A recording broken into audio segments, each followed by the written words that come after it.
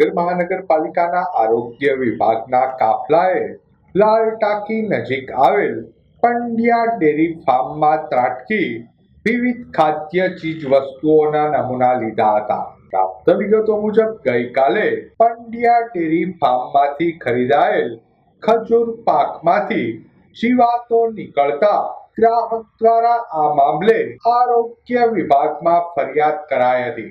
આરોગ્ય વિભાગના કાફલાએ આજરોજ પંડ્યા ડેરી ફાર્મમાંથી વિવિધ ખાદ્ય ચીજ વસ્તુઓના નમૂના લઈ તપાસ અર્થે મોકલી આપ્યા હતા।